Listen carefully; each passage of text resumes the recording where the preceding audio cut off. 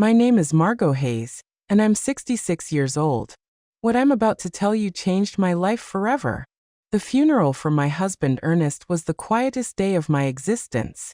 There, beside his grave, I received a message from an unknown number that sent a chill through me. I'm alive. That's not me in the casket, I replied, my hands trembling. Who are you? The response took my breath away. I can't say. They're watching.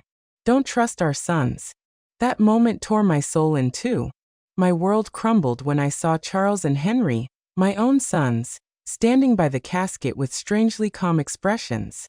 Something was wrong. Their tears seemed forced, their hugs as cold as ice. For 42 years, Ernest had been my partner, my refuge, my reason for living. I met him when I was 24 in the small town of Spring Creek. We grew up on the same dusty back roads, sharing modest dreams. I cleaned houses to support my sick mother, while Ernest repaired bicycles in a small shop he inherited from his father. We were poor, but we were happy. We had something money couldn't buy, real love. I remember the first time he spoke to me. It was a Tuesday morning. I was walking toward the market in my faded green dress and worn-out shoes. He stepped out of his shop with grease-stained hands and smiled at me with a shyness that made me fall in love with him instantly. "Good morning, Margot," he said in a soft voice. "Need me to check out your bike?" I didn't own a bike, but I came up with an excuse just to talk to him. That conversation turned into dates under the big old oak tree in town's square park, then into promises of eternal love, and finally into a simple wedding full of hope. The first few years were hard. We lived in a 2-bedroom house with a tin roof. When it rained, we'd set out pots all over the house to catch the leaks, but we were happy. Ernest worked from sunup to sundown in his shop, and I sewed clothes for the women in town. When Charles was born, I thought my heart would burst with happiness. He was a beautiful baby with his father's big eyes and my smile. 2 years later, Henry arrived just as perfect. I raised them with all the love in the world, sacrificing my own needs for theirs. Ernest was a wonderful father. He'd take them fishing in the river on Sundays, teach them to fix things with their hands, and tell them stories before bed. I fed them, dressed them, and comforted them when they cried. We were a close family, or so I believed. As they grew up, things started to change. Charles, the oldest, was always ambitious. From a young age, he'd ask why we lived so modestly, why we didn't have a car like other families. Henry followed his lead in everything, as he always had. When Charles turned 18, Ernest offered him a job at the shop, but he rejected it with contempt. "I don't want to get my hands dirty like you, Dad. I'm going to be someone important." Those words hurt Ernest deeply, though he never said it to me. I'd see him sitting on the porch at night, staring at the stars with a look of sadness. His son had rejected not only his work, but his entire way of life. The years passed, and to my surprise, Charles managed to make a name for himself in the business world. He got a job at a real estate company in the city. Henry followed soon after. They both started making money, far more than Ernest and I had ever seen. At first, I was so proud. My sons had achieved what we never could, escaping poverty and building a better life. But little by little, that joy turned into sadness. Visits became less frequent, and phone calls grew shorter. When they did come, they arrived in expensive cars, dressed in fancy suits, talking about investments and properties. They'd look at us with a strange mix of pity and shame. "Mom," Charles said to me during one of their sporadic visits, "you and Dad should move somewhere better. This house is falling apart." He was right. But that house held all our memories. It was where we'd raised our sons, where we'd shared thousands of meals, where we'd grown old together. It wasn't fancy, but it was our home.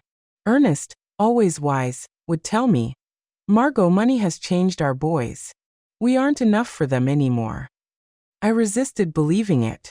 I kept justifying their absences, their brief calls, their broken promises. They're busy building their lives. I'd tell myself someday they'll be the loving boys we raised again. But in my heart, I knew Ernest was right. We had lost our sons long before I lost my husband. I just didn't know to what extent we had become strangers to them. The most drastic change came when Charles married Jasmine Albright, a woman from the city who never hid her disdain for our simple lifestyle. The first time he brought her home, she arrived in high heels that sank into the dirt of our porch and an elegant red dress that looked more expensive than everything I had ever owned. "Nice to meet you," she said with a forced smile, barely extending the tips of her fingers to greet me. Her eyes scanned our humble home with an expression I couldn't decipher, but that made me feel small. During dinner, Jasmine barely touched the food I had prepared with so much love. She moved the meatloaf around on her plate and cut tiny pieces of chicken, but she ate almost nothing. Charles seemed nervous, constantly apologizing for things he had never been ashamed of before. "Next time we'll take them out to a restaurant," he whispered to Jasmine, thinking I couldn't hear, but I heard him. Every word pierced my heart like a knife. Henry, for his part, remained single but adopted the same distant attitude as his brother. His visits were limited to special occasions, and even then, he always seemed to be in a hurry to leave. He was constantly on his phone, closing deals, even during our conversations. "Mom, I have to go," he'd always say before it was time. "I have an important meeting early tomorrow." Family Sundays became a distant memory. Christmases grew cold and formal. My sons would bring expensive gifts we didn't need. They'd stay for 2 or 3 hours, and then leave with evident relief. Ernest and I grew old alone, comforting each other. He continued to work in his shop, though his hands no longer had the same strength. I continued with my sewing, but my eyes weren't the same. We made do with our small income, proud not to ask for anything from our successful sons. "Do you know what the saddest part is, Margot?" Ernest said to me one night as we drank coffee on the porch. "It's not that they have money. It's that the money has made them believe we aren't important anymore." He was right as always. My sons hadn't just changed financially. They had changed in their hearts. We were no longer their beloved parents. We were an uncomfortable reminder of a past they wanted to forget. Things got worse when Charles bought a $200,000 house in an exclusive neighborhood in the city. Henry did the same soon after, investing in a luxury condo that cost $150,000. Suddenly, our sons were owners of fortunes we couldn't even imagine. "You should sell this house and move into a retirement community," Jasmine suggested during one of her rare visits. "There are some very nice places for people your age. You'd be more comfortable." The word community hit me like a slap, a retirement community. After 40 years of building our home, after raising these sons with so much love, they wanted to send us to a home. "We don't need a home," Ernest replied with the dignity that always characterized him. "We're fine here in our house." But I saw the expression on Charles and Henry's faces. They supported Jasmine's idea. To them, we were a burden, a problem to be solved in the most convenient way. It was then that the more direct suggestions began. Charles arrived one day with papers in his hand, documents he had prepared without consulting us. "Dad, Mom," he said with that fake smile he had perfected, "I've been thinking about your future. This house is worth at most $1,000. If you sell it, I can add some money so you can move somewhere better, a better place." To us, there was no place better than the home where we had been happy for decades. But Charles didn't understand that. For him, everything came down to numbers, to monetary value. "Besides," he continued, "I think Dad should retire from the shop. He's already 70 years old. It's time to rest." Ernest looked at him with infinite sadness. "Son, working isn't a burden for me. It's what keeps me alive, what gives meaning to my days." "But you could get hurt," Henry insisted, backing up his brother, as he always did. "At your age, an accident would be very dangerous." Their words sounded caring, but I sensed something more behind them. An impatience, an urgency I couldn't fully grasp. The following months were tense. My sons increased the pressure for us to sell the house. They brought real estate agents without telling us. They had it appraised without our permission. They even began to talk about what would be best for everyone. "Look," Charles said to us during one particularly uncomfortable dinner, Jasmine and I have decided to have kids soon. We'll need help with the expenses. If you sell the house and move to a smaller place, that money could be an early inheritance." An early inheritance? He was asking for our inheritance while we were still alive. The audacity of the request left me speechless. Ernest remained calm, but I saw his jaw tense. "Son, when your mother and I die, everything we have will be yours. But while we're alive, our decisions are our own." "Don't be stubborn," Henry cut in with a harshness I had never seen from him before. "You're old now. You can't keep living in the past." That night, after they left, Ernest and I stayed up talking until dawn. For the first time in our marriage, we discussed the possibility that our sons were not the people we thought we had raised. "Something's wrong, Margot," my husband said to me with a look of worry I had never seen in his eyes. "This isn't just ambition or impatience. There's something darker behind all this pressure." I had no idea how profoundly correct his words were. I couldn't imagine that my own sons were planning something that would change our lives forever. I didn't know that the tragedy that was coming wouldn't be an accident of fate, but a conspiracy carefully orchestrated by the two people I trusted most in the world. The last normal conversation I had with Charles was 3 weeks before Ernest's death. He came alone without Jasmine and looked more serious than usual. "Mom," he said, sitting at the kitchen table where he had eaten breakfast so many times as a boy, "I want you to know that no matter what happens, Henry and I will always take care of you." His words soothed me at the time, but now, remembering them beside Ernest's grave, they send a shiver down my spine. Why did he say no matter what happens?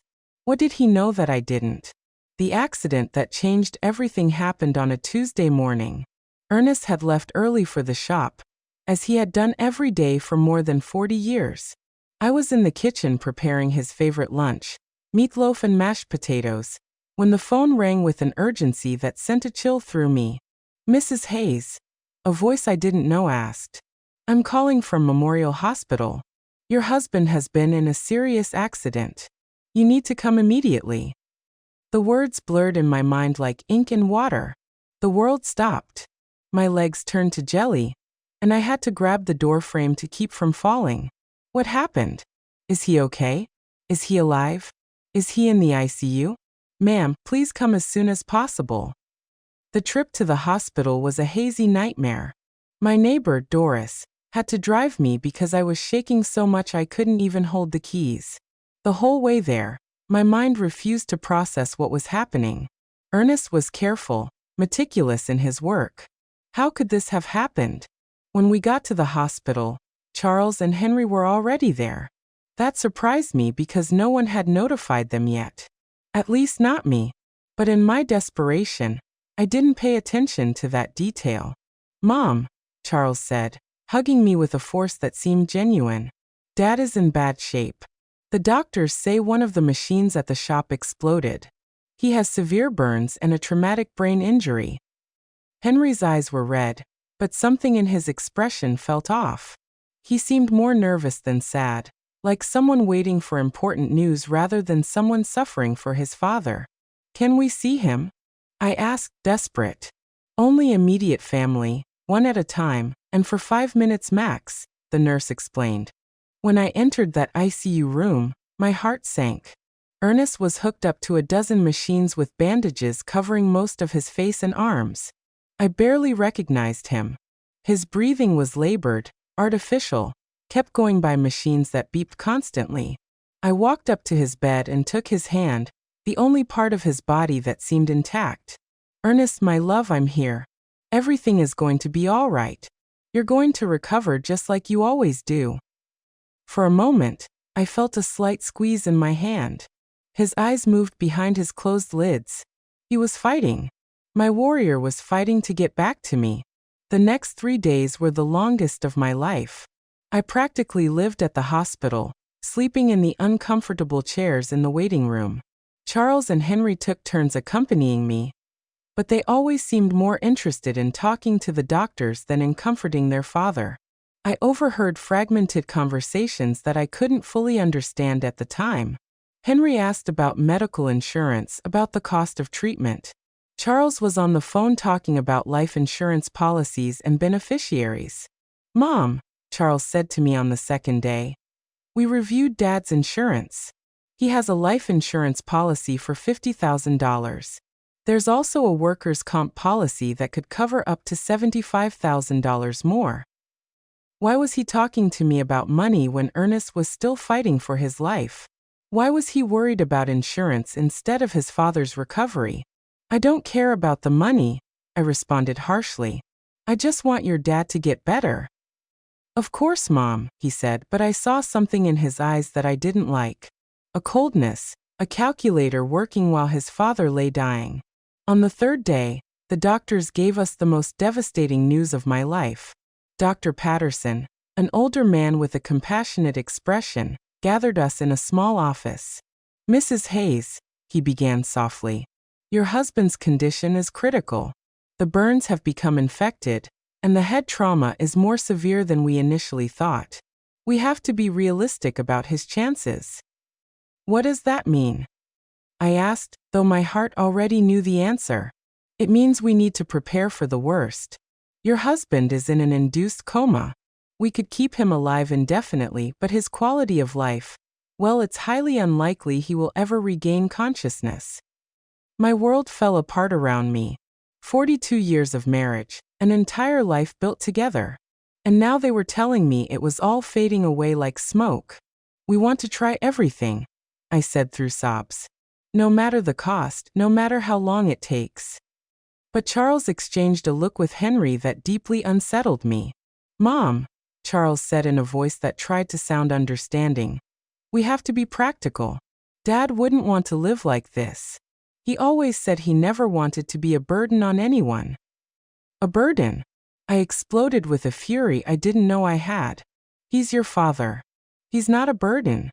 He's the man who raised you, who worked his whole life to give you the best he could." "We know, Mom," Henry chimed in. "But we also have to think about you. The medical bills are going to be enormous. They could wipe out all your savings." Again, money. Always money. My husband was dying, and they were calculating costs. That night, alone in the hospital room, I took Ernest's hand and spoke to him as if he could hear me. "My love, I don't know what to do.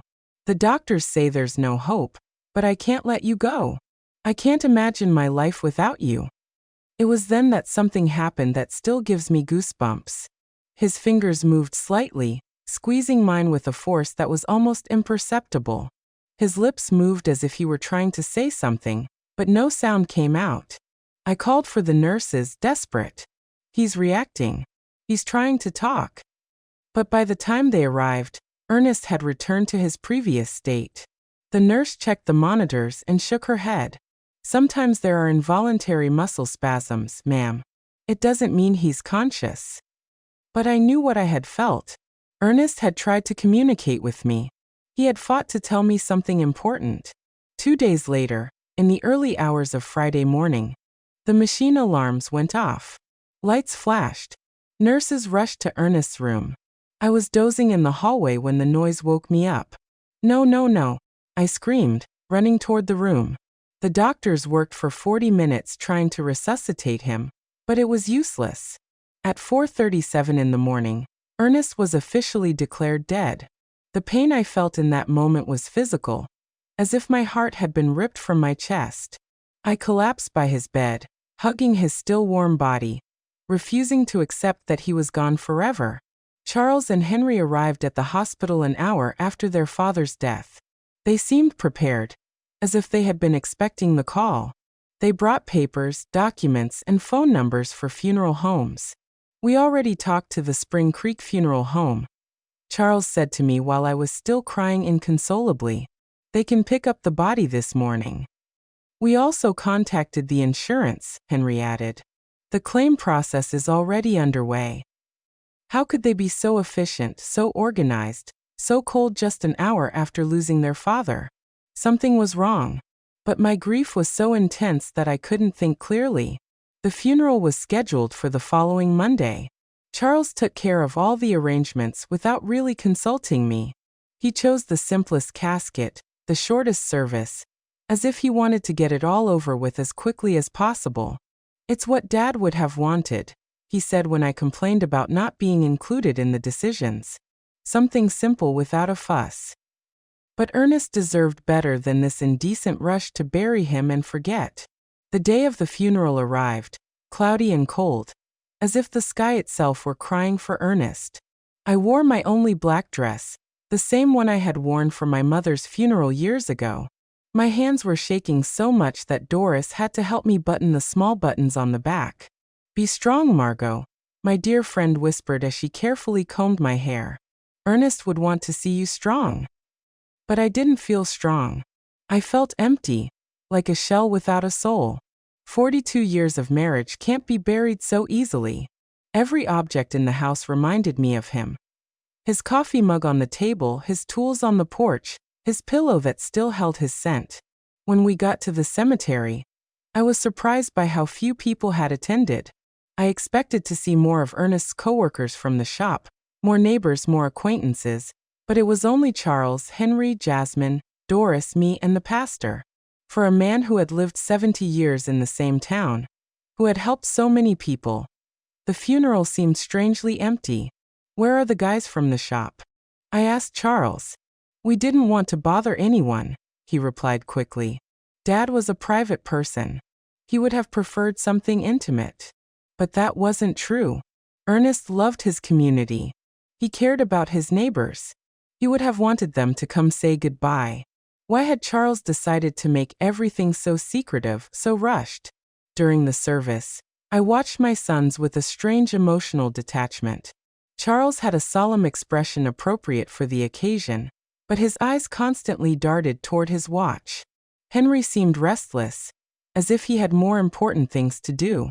Jasmine discreetly checked her phone behind her black veil. This was how they were saying goodbye to their father, with impatience and distractions. The pastor spoke about eternal life, about well-deserved rest, about reuniting with God. His words felt hollow in my shattered heart.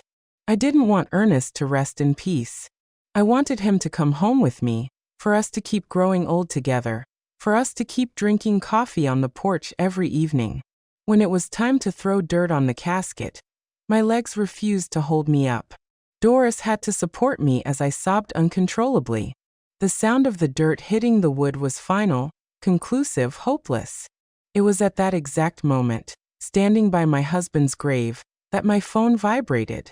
A text message from an unknown number. "I'm alive. That's not me in the casket." My heart stopped. The letters danced in front of my eyes as if I were hallucinating. I was losing my mind from the grief. With trembling hands, I replied, "Who are you?" The answer came immediately. "I can't say. They're watching. Don't trust our sons." The phone fell from my hands as if it were burning. Doris bent down to pick it up, but I stopped her abruptly. I couldn't let anyone else see those messages. Not until I understood what was happening. "Are you okay, Mom?" Charles asked, approaching with a worried expression. I stared at him, trying to find some clue on his face. His eyes seemed sincere, but now every gesture, every word, every expression felt suspicious.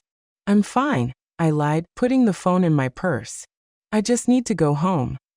On the way back, I couldn't get those messages out of my head. Was it possible that someone was playing a cruel joke at the worst moment of my life? Or was there really a possibility that Ernest was alive? But if he was alive, who had we buried? And if he wasn't alive, who knew enough details about our lives to write something so specific about our sons? That night, alone in my house, which now felt like a tomb, I reviewed every detail of the last few days. Ernest's accident had been strange from the beginning. According to Charles, a machine had exploded in the shop, but Ernest knew every screw and wire in that place. He was meticulous about maintenance, obsessive about safety. Plus, how had my sons gotten to the hospital so quickly if no one had notified them? The hospital had called me first. I was the emergency contact. How did they know about the accident before I did? And then there was the money. From day one, Charles and Henry had talked about insurance policies and beneficiaries as if they had been waiting for this moment, preparing for it. I decided to check Ernest's papers. In his old wooden desk, he kept all his important documents in a metal box. Insurance policies, the deed to the house, shop documents, everything was there. I found the $50,000 life insurance policy that Charles had mentioned. But there was something I didn't remember. The policy had been updated just 6 months earlier, increasing the coverage from $5,000 to $50,000. Why had Ernest increased his life insurance? He had never mentioned that change to me, and more importantly, who had suggested he do it? I kept looking and found something even more disturbing. A workers' comp policy that I didn't know about, purchased just 2 months before his death. $5,000 in case of accidental death on the job. $15,000 in total. A fortune for a family like ours, but also a fortune tempting enough for someone without scruples. My phone vibrated again. Another message from the same unknown number. Check the bank account. See who's been moving money. This time I didn't hesitate. This person, whoever they were, knew too much to be a prankster. They knew about the insurance. They knew about my sons. They knew details that only someone very close to us could know. I know. The next day, I went to the bank where Ernest and I had kept our account for 30 years. Mrs. Thompson, the manager who had known us forever, greeted me with sincere condolences. "Margot, I'm so sorry about Ernest. He was a good man."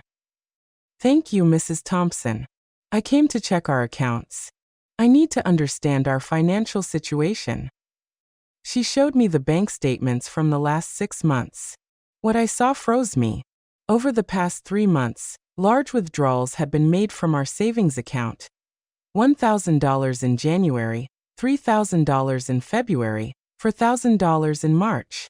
Money that I didn't know had been moved. Who authorized these withdrawals? I asked, my voice trembling.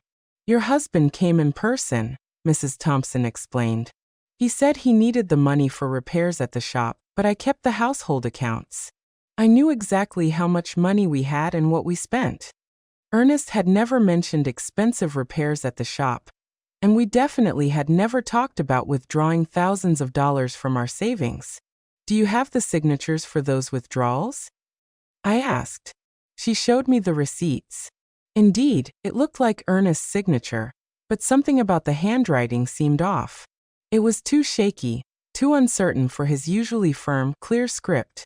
"Mrs. Thompson," I asked with my heart pounding, "did he come alone to make these withdrawals, or was someone with him?" She thought for a moment. "Now that you mention it, I think he came in with one of your sons once or twice. Charles, I think. He said he was helping his dad with the paperwork because Ernest had trouble reading documents without his glasses. Charles, my son, had been involved in money withdrawals I didn't know about, using his father's tired eyes as an excuse. But Ernest saw perfectly well with his glasses, which he never took off during the day. That afternoon, as I looked over the bank receipts again and again, I received another message. The insurance was their idea. They convinced Ernest he needed more protection for you. It was a trap. I could no longer deny the evidence piling up in front of me. The mysteriously increased insurance policies, the unauthorized money withdrawals, Charles's presence in transactions I knew nothing about, his suspicious efficiency in organizing the funeral, his coldness during his father's agony.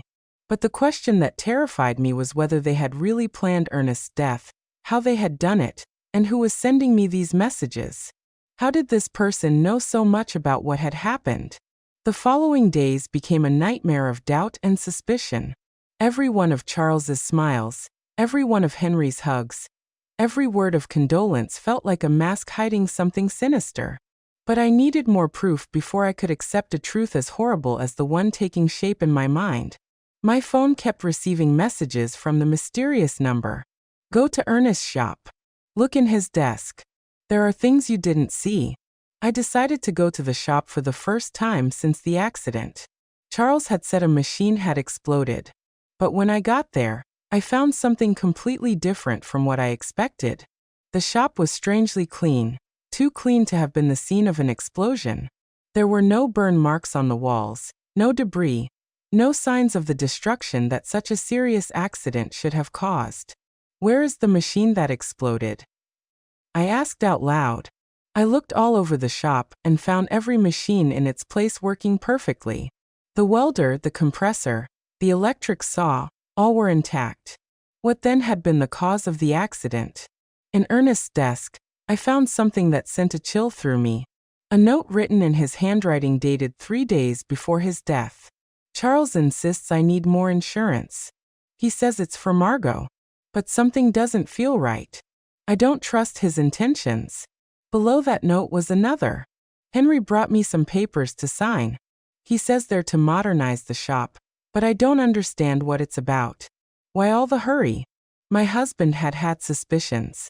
He had intuited the evil intentions of our sons, but he had died before he could tell me. I kept searching and found an envelope sealed with my name on it. I opened it with trembling hands. It was a letter from Ernest. My dearest Margot, if you are reading this, it means something has happened to me. In recent months, I've noticed strange changes in Charles and Henry. They're too interested in our money, in the insurance, in us selling the house. Jasmine is putting a lot of pressure on them. Yesterday, Charles told me I should be more concerned about my safety because at my age, any accident could be fatal. I don't know why, but those words sounded like a threat. I love you, Margot. If something happens to me, don't trust anyone blindly, not even our sons. The letter fell from my hands. Ernest had sensed his own death. He had seen the signs that I, blinded by maternal love, had ignored. That night, Charles came to visit me. He arrived with a bottle of wine and a smile that now seemed completely fake.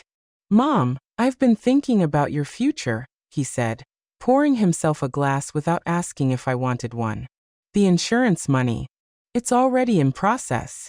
It'll be $15,000. How do you know the exact amount? I asked, feigning innocence. Well, I helped Dad with the insurance paperwork. He wanted to make sure you had enough money to live comfortably. A lie. Ernest had never wanted to increase the insurance. According to his own note, he had been pressured by Charles.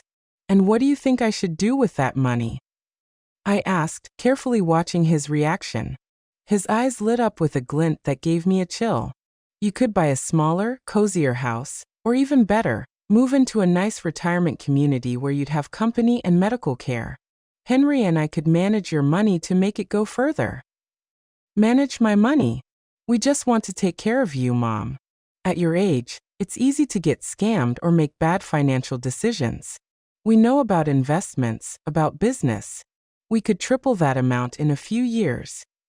Triple my money or make it disappear into their own pockets. Let me think about it, I said, trying to buy time. Of course, Jasmine said with her fake sweetness. But not too long. For your own good. After they left, I sat in my kitchen, shaking with rage and fear. My own sons, the blood of my blood, had not only murdered their father, but now they were planning to steal everything I had left. That night, my phone vibrated with a message longer than the others. Tomorrow, go to the police station. Ask for the report on Ernest's accident. There are contradictions you need to know about. The next day, I went to the local police station.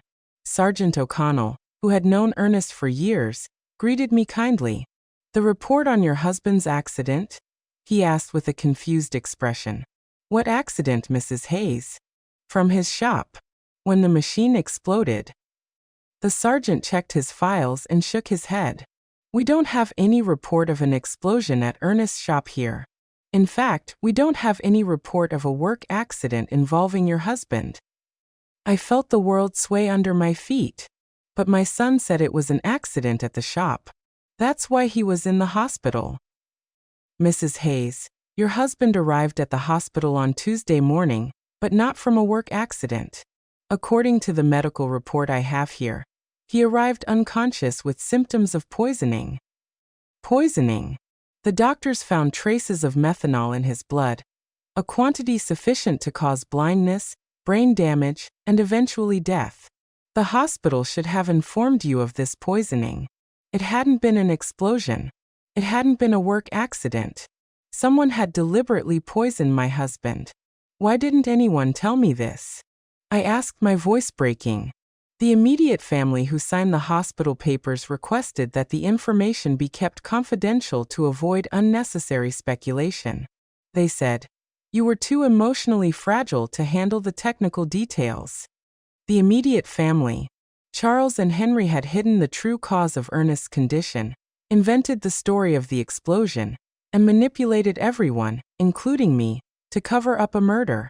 Mrs. Hayes, the sergeant continued, if you suspect the circumstances of your husband's death, we could open a formal investigation.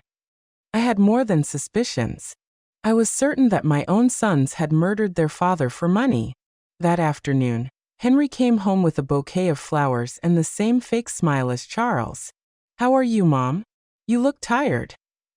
"I'm fine," I lied, observing his every gesture from a new perspective.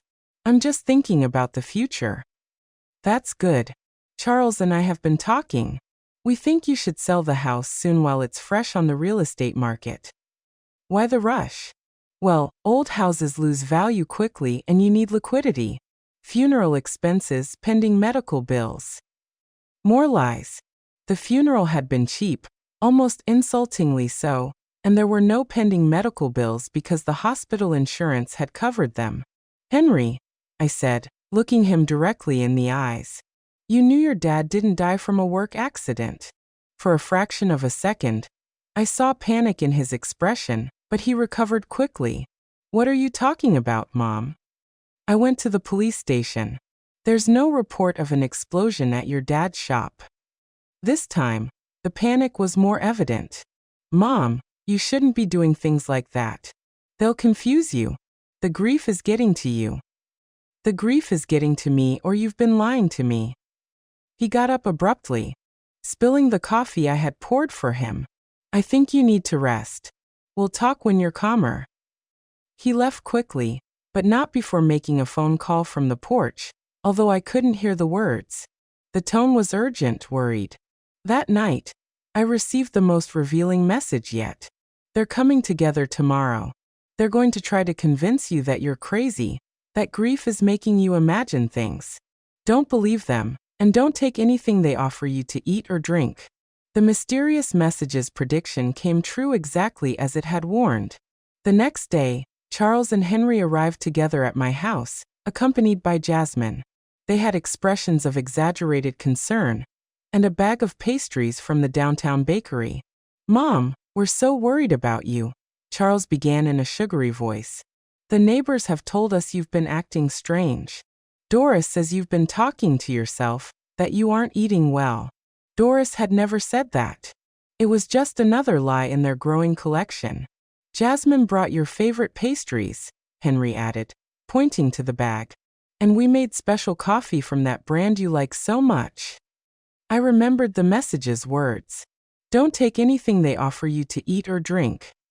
It was possible that they were planning to poison me, too, just as they had Ernest.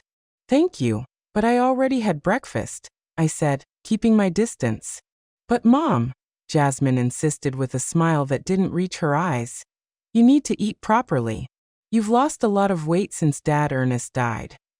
"I've fine," he repeated firmly. Charles exchanged a significant look with Henry.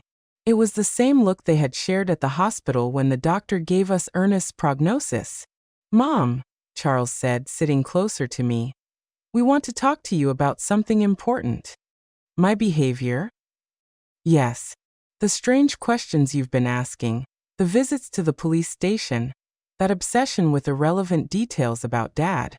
It's normal after such a great loss, but it can be dangerous if it's not treated." Henry nodded gravely. "We spoke to Dr. Albright. He says it's common for older people to develop paranoia after losing a partner, especially women your age."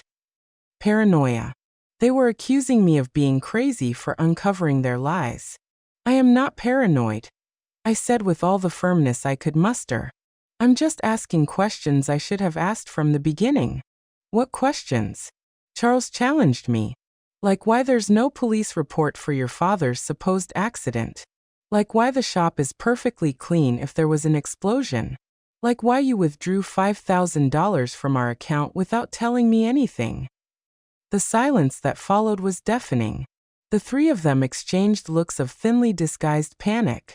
Mom, Henry finally said, those things have simple explanations. Dad withdrew that money for repairs he wanted to do in secret as a surprise for you. What surprise? He wanted to remodel the house, Charles lied. He had hired some workers to fix the roof and paint the walls. He wanted it to be a surprise for your birthday. If that were true, where were the workers? Where were the materials? Why did no one in town know about this supposed remodeling? And about the police report, Charles continued. Not all work accidents require a report, especially when they happen on private property. More lies. Sergeant O'Connell had been very clear. Any work accident with serious injuries requires an official report. Mom, Jasmine intervened with a sweet but condescending voice. We just want to take care of you. That's why we thought it would be best if you moved to a place with specialized medical attention. A home. A specialized care home, Charles corrected, for people who are going through complicated grief. They have psychologists, nurses, activities to keep you busy. And in the meantime, Henry added, we can take care of selling the house, managing the insurance money, all those complicated things you shouldn't have to handle in your current state. There it was, the complete plan. Declare me mentally incompetent, put me in a home, and take control of all my money. First, they had murdered Ernest for the insurance money, and now they wanted to steal from me, too. And what if I refuse? I asked them. Why would you refuse? Charles asked with a smile that sent a chill through me. We just want what's best for you. Because this is my house. This is where I built my life with Ernest. This is where I raised you. Mom, Henry said with an exaggerated sigh. You can't live in the past forever. Dad is gone. You have to accept it and move on. I have accepted it, but that doesn't mean I'm going to give away my life and my money. The mask of concern began to crack on my sons' faces. Charles got up abruptly. All right. If you won't listen to reason, we'll have to take more drastic measures. What does that mean? It means we can start a legal process to have you declared mentally incompetent. We have witnesses to your erratic behavior. We have testimony from doctors who confirm you're suffering from senile paranoia. Doctors? What doctors? I hadn't spoken to any doctors about my mental state. Dr. Albright already signed a preliminary report, Henry added. He says that based on our descriptions of your behavior, it's likely you need specialized care. A doctor who had never examined me had signed a report about my mental state, based only on what my sons had told him. How much had it cost them to buy that false evaluation? So you can cooperate voluntarily, Charles continued. Or we can do it legally, but either way, you're going to get the help you need. It was a direct threat. If I didn't hand over my money voluntarily, they would use the legal system to steal it from me. I need time to think about it, I told them, trying to buy time. Of course, Jasmine said with her false sweetness, but not too much time for your own good. After they left, I sat in my kitchen, trembling with rage and fear. My own sons, the blood of my blood, had not only murdered their father, but now they were planning to steal everything I had left. That night, my phone vibrated with a message longer than the others. Margot, this is Stephen Callahan, a private investigator. Ernest hired me 3 weeks before he died because he was suspicious of Charles and Henry. They poisoned him with methanol mixed in his breakfast coffee. I have audio evidence of their conversations, planning everything. Tomorrow at 3 o'clock in the afternoon, go to the corner cafe. Sit at the back table. I'll be there.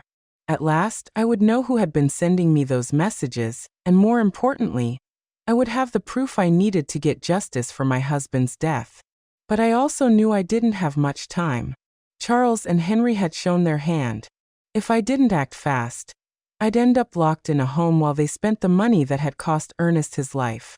The war had begun. And even if I was a 66-year-old woman against 2 ruthless men, I had something they didn't. The truth. and the truth sooner or later always finds a way to come out. That night, for the first time since Ernest's death, I smiled because I knew my husband had not died in vain. His caution, his instinct, his decision to hire a private investigator was going to allow me to get justice. Charles and Henry had seriously underestimated their mother. They were about to discover that a woman fighting for the memory of her murdered husband is a force more powerful than all their greed combined. The next day arrived, filled with nervousness and anticipation. I dressed carefully, choosing my most serious purple dress, the one I wore for important occasions. If I was going to meet the man who could give me the answers I needed, I wanted to be prepared for any revelation. At 2:30 in the afternoon, I walked toward the corner cafe with determined but cautious steps. Every shadow looked suspicious. Every person on the street could be a spy sent by my sons. The paranoia they had accused me of having was starting to feel justified. The cafe was moderately full. I went straight to the back table as I had been instructed. I ordered a chamomile tea and waited, my hands trembling slightly on the worn wooden table. Exactly at 3 on the dot, a man in his 50s approached my table. He was tall and gray-haired with intelligent eyes and a serious, but kind expression. He was carrying a brown folder under his arm. "Mrs. Hayes?" he asked in a low voice. I nodded, not yet trusting my voice. "I'm Stephen Callahan. I'm so sorry for your loss." Ernest was a good man. He sat down across from me and placed the folder on the table.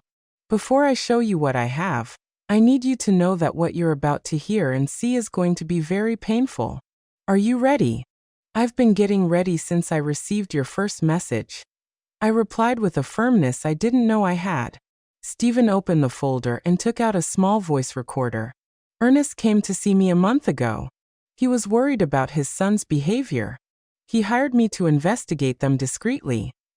He pressed the play button. Ernest's voice, so familiar and dear, filled the small space between us.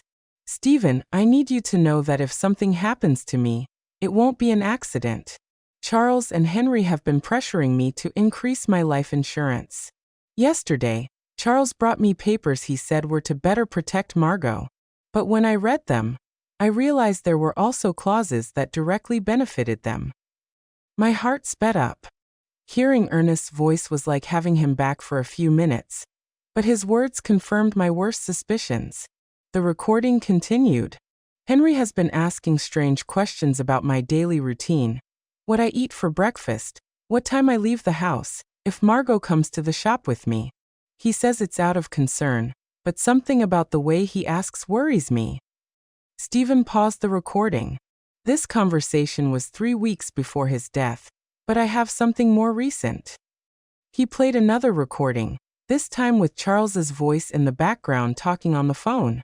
"No, we can't wait any longer. The old man is starting to get suspicious. Yesterday, he asked me why I was so interested in his insurance. Yes, I already have the methanol. It works perfectly because the symptoms look like a heart attack or a stroke. No, Mom won't be a problem.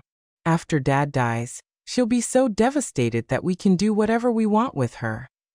Tears began to roll down my cheeks. It was the voice of my son, my own son, coldly planning his father's murder. "There's more," Stephen said softly.